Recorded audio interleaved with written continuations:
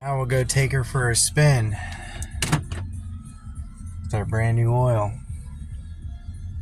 It's always good to do this just to make sure you tightened everything up properly. You get home, you can check the dipstick again, make sure everything's sitting where it needs to be. And this truck has been very good to me. Got 5,900 hours on it. Got about 160,000 miles, and I've never had a single engine problem.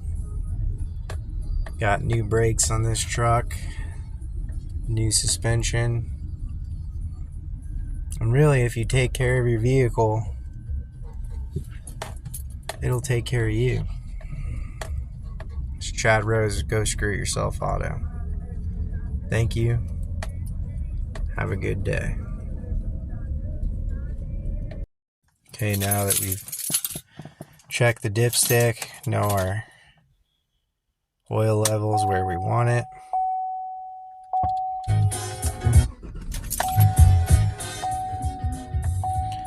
We'll go ahead and reset the computer. So go ahead and push that in, hold it. Are you sure you want to reset?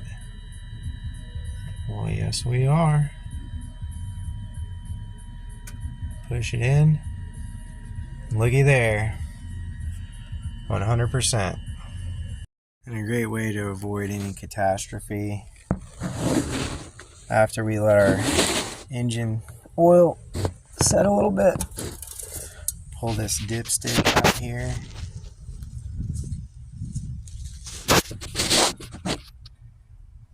We'll clean it.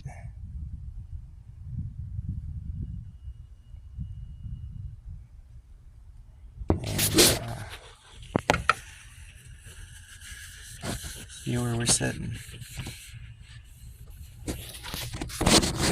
You can see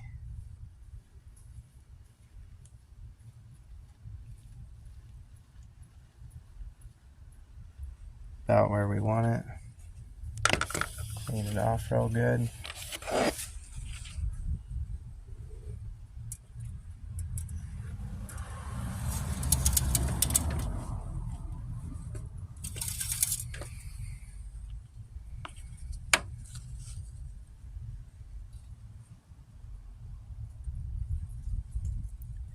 Yep.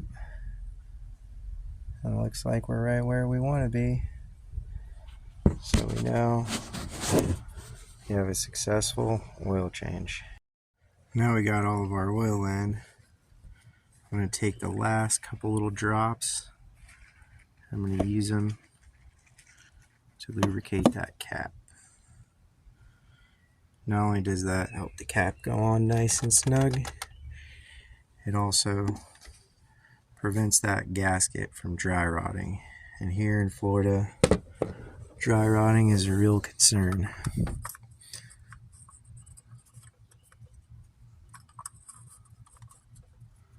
So now that we got all of our oil in, our filter in, our cap back on, all we got to do is clean up, and then we'll reset the computer. Now you can see here on the cap, it's got the Dexos GM approved Gen 3. Now that's the best type of oil you can use for your vehicle, so that's of course what you should use. And of course we're using full synthetic, which is a much better product than conventional motor oil. So we'll go ahead and add 8 quarts.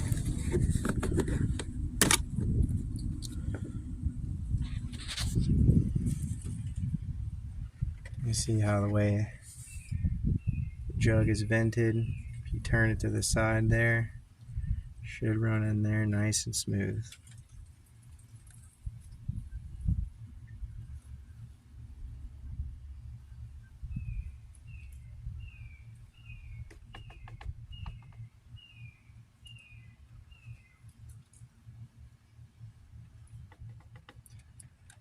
Nothing like the feeling of knowing your engine's getting fresh, full synthetic oil. So we'll clean up all of our tools here. We got our old Mobil 1 filter. We'll put our cap on. And if you run this up to the auto zone, they'll recycle it for you. I'm not trying to get sponsored by them or anything, but they just happen to be the closest to my house. So it's very convenient. Then we'll pop over here next and we'll fill up our oil.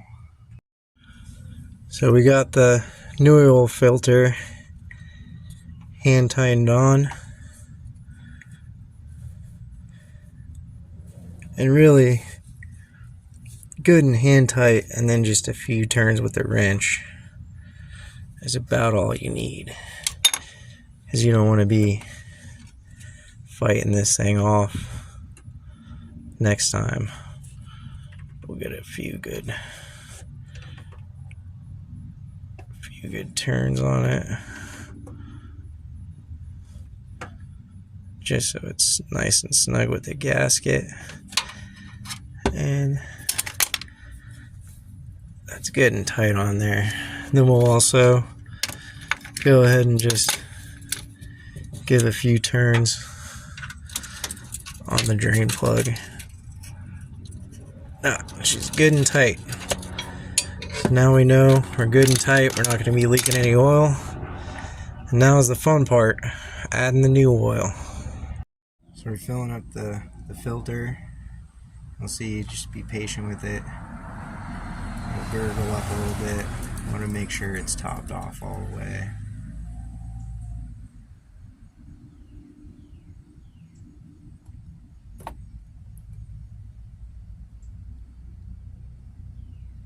We don't want to spill any because we want to have exactly 8 quarts when we.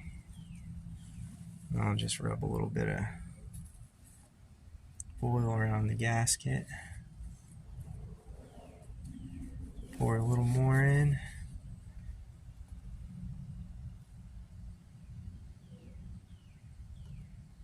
Looks like she's about full. So we'll go ahead and hand tighten it on and then finish it off with the oil wrench. So we're using Valvoline 0820 Dexos 1.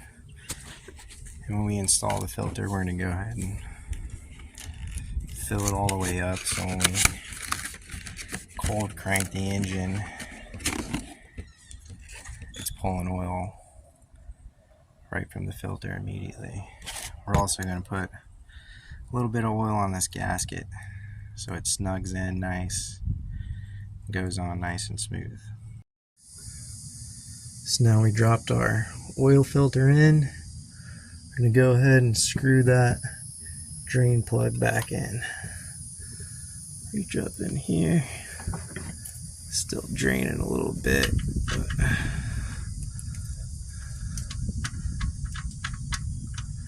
let that filter drain for a while.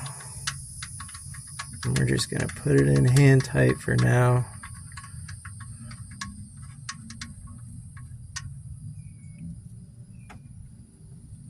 Alright. Now I may as well tighten her back on so we don't forget.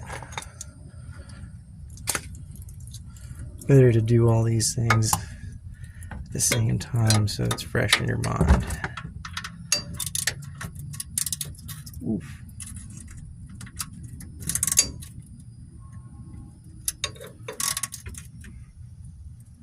Ooh, ouch, that's a hot filter in the way.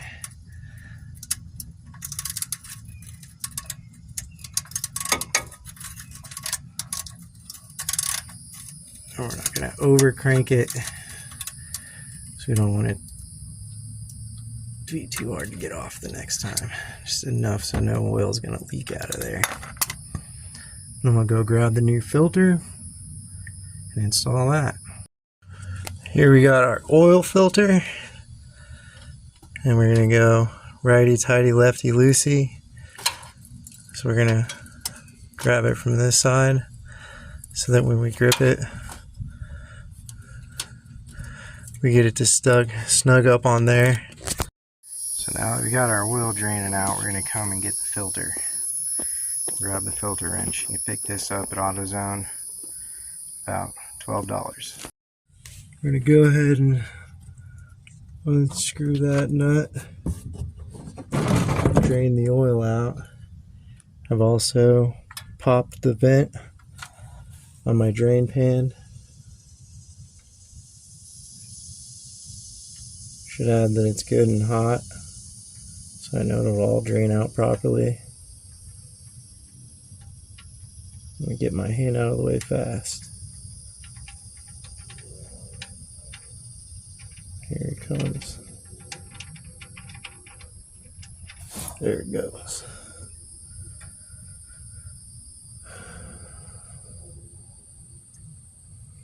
Just want to set the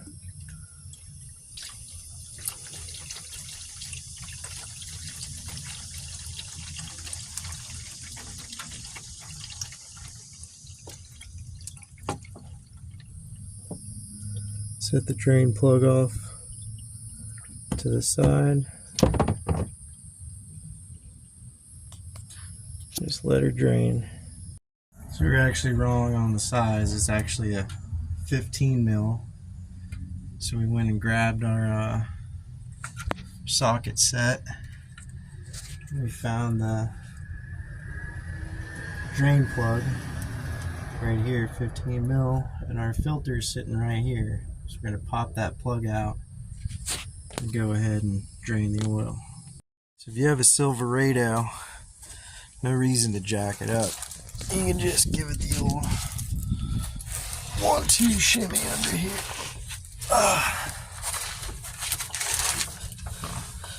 We're going to get over to that filter, which you can see sitting up there.